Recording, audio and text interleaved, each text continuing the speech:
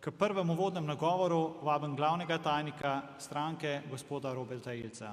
Robert Ilc, beseda je vaša.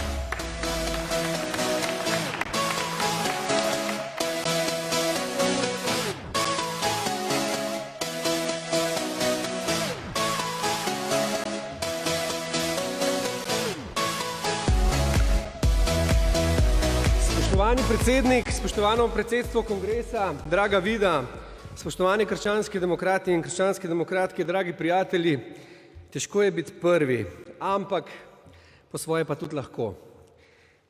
Včeraj sem napisal en dober govor, ampak pametna Slovenija, ko sem ga zvečer odprl, ga ni bilo več. In moji sodelavci vedo, kako sem bil žalosten, ampak ne glede na to. Jaz verjamem, da sem ga po spominu potem še enkrat napisal in da bom polepšal nekaj naslednjih minut. Prisrčno dobrodošli tudi v mojem imenu na 13. kongresu Nove Slovenije. Lep dan želim tudi vsem tistim, ki nam seveda spremljajo prek teh novodobnih omrežij, Facebooka, spletne strani, širom po svetu, pa tudi tisti preko drugih modernih omrežij.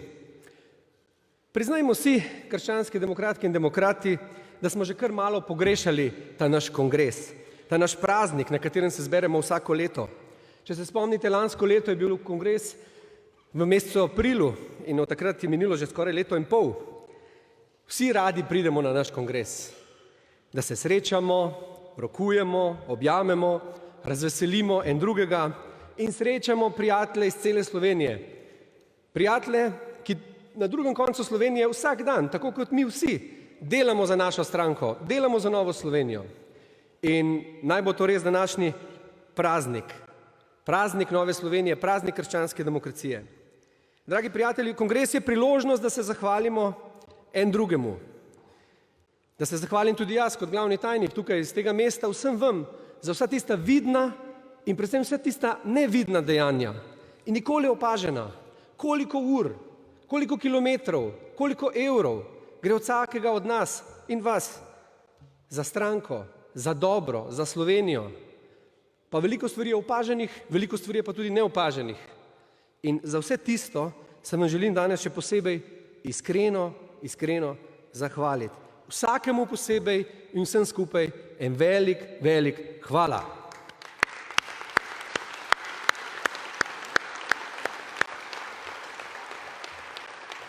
Vsako dejanje je en kamenček, droben kamenček v mozaik naše stranke, naše zgodbe, ki jo pišemo že 19 let, drugo leto praznujemo 20-letnico, seveda na 10 let podlage nekdanje krščanske demokracije.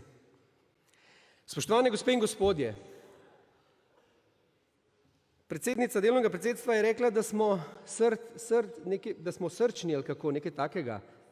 Srečni, jaz pa dodajam, da trdim, da je naša stranka najbolj srčna stranka v Sloveniji. Poglejte, smo različni, seveda smo različni, imamo različna mnenja, vsekdaj krešejo tudi iskrice med nami, ampak še vedno smo v Novi Sloveniji spoštljivi en do drugega, prijateljski, kolegijalni, ni sovraštva med nami. Trdim še enkrat, najbolj srčna stranka v Sloveniji.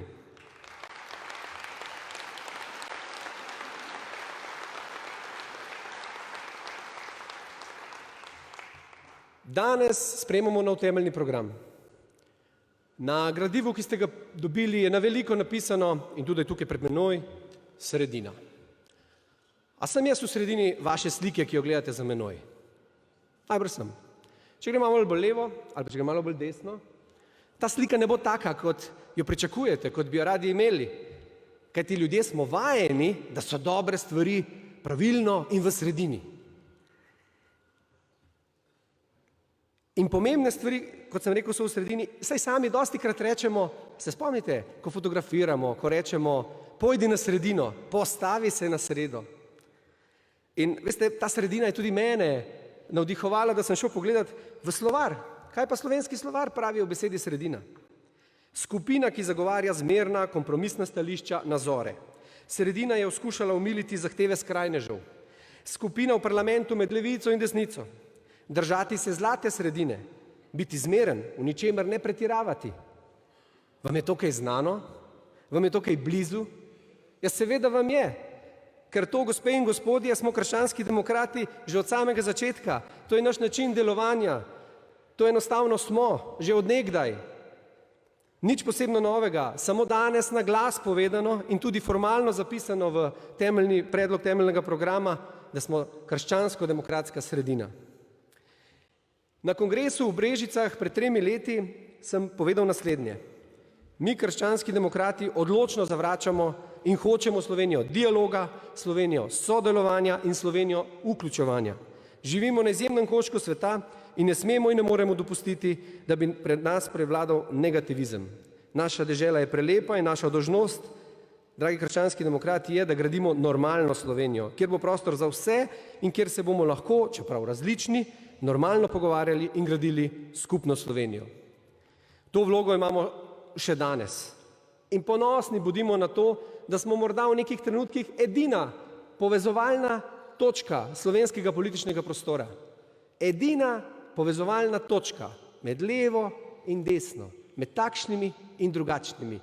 Najmanjši skupni imenovalec, Nova Slovenija. Velikokrat se to izkaže. Vrnil se bom v en primer v lanskem letu. Po državnozborskih volitvah se je sestal nov parlament. Parlament se konstituira, če izvoli predsednika.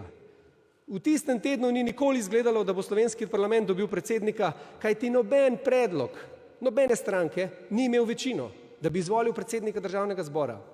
Prišla je Nova Slovenija, predlagala našega predsednika magistra Mateja Tonina in on je bil tisti dan, tisti trenutek, edina možna večina, da se je slovenski parlament konstituiral. Ne pozabimo, na konec koncev je naš predsednik dobil 80 glasov v državnem zboru, se pravi skoraj vseh poslancev, in bil izvoljen za predsednika parlamenta. Res je opravljal to funkcijo samo 2 meseca, seveda. Verjemite mi pa nekaj. V zgodovino bo šel kot najbolj učinkovit predsednik državnega zbora. Še posebej glede na kratek mandat. Še danes ga srečujejo ljudje in mu govorijo, kako dostojen, spoštljiv, povezovalen je bil kot predsednik parlamenta. Ljudje so to opazili. Videli so, da je delal srčno, z veseljem in pripadno. Tako je prijel za delo in začel spravljati tisto hišo v red. Ampak to smo krščanski demokrati.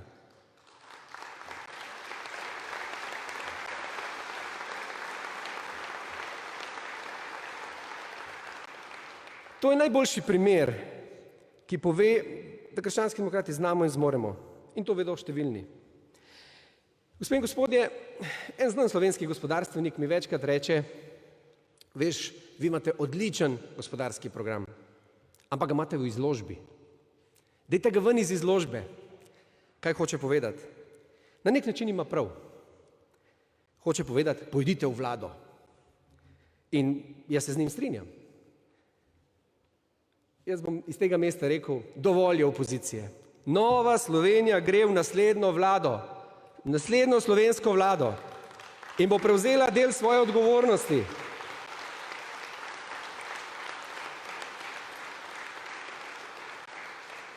Lahko bo to že pred volitvami naslednjimi, najverjetneje pa po volitvah, ampak prepričan sem, da bo Nova Slovenija del naslednje slovenske vlade. Imamo odličen program, imamo ljudi. Poglejte moje kolegice, tukaj 20 ljudi na odru. Prepričan sem, da bi vsi veliko bolje opravljali delo ministric in ministrov kot sedanja vladna garnitura.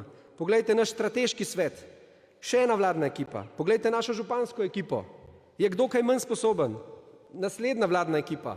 Če gremo po dvorani, najdemo še nekaj vladnih ekip, ki jih lahko kadarkoli Nova Slovenija ponudi Sloveniji za prevzeti slovensko vlado.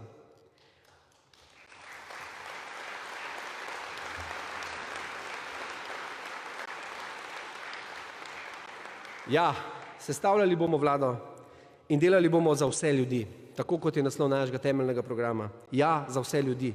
S pridnimi, delovnimi ljudmi ne bomo prinašali afer in ljudje bodo še kako ponosni na naše delo. Zakaj nismo šli v to vlado? Je bilo že 100-krat vse povedano. Ampak, gospe in gospodje, vsak teden te vlade, od nastanka te vlade, dobimo dodaten in nov razlog za to, da nismo del te koalicije. Se strinjate z menoj? Hvala. Seveda pa naj ne zveni to lahkomiselno. Ne bomo šli v vlado za vsako ceno. To pa ne. Te suverene pravice, da sami odločamo, kdaj in kako bomo del takšne ali drugačne koalicije, si ne smemo vzeti. In če mi spoštujemo odločitve drugih, naj tudi drugi spoštujejo odločitve nas. Gospe in gospodje, lahko nam rečejo, to moramo omeniti, nora Slovenija, namesto Nova Slovenija. Tudi mi lahko rečemo LMŠ, Lista Marjana Šaljivca, ampak, glejte, to ne pelje nikamor. Nismo užaljeni in vsi ti užaljeni zapisi, napadi na Facebooku, izbadajoči tviti, od tega ljudje nimajo nič. To ni peskovnik ali veseloigra. Od tega ljudje nimajo nič. Mi, krščanski demokrati, želimo delati za vse ljudi, z vsemi spoštljivo in dostojno. Izjemno pomembno je, da se v politiki zavedamo ob vsaki besedi, da bomo morali zelo verjetno kdaj še skupaj delati za našo državo. Da bomo mogli kdaj še skupaj dati glave in narediti kaj koristnega. In zato je včasih beseda manj, bolje, kot beseda več ali preveč. Dragi prijatelji, naj zaključim. Vsakoletni kongres naše stranke je naša energija za prihodnost. Da spodbudimo drug drugega pri naših prizadevanjih za drugačno in boljšo Slovenijo. Vsem skupaj želim en lep nedeljski kongresni dan. Uživajte v najboljši in odlični družbi. Bodimo ponosni, da pripadamo najbolj srčni stranki v Sloveniji. In ne pozabite, čeprav pravijo, da je srce bolj proti levi, vam jaz povem, pravo srce je na sredini. Hvala lepa.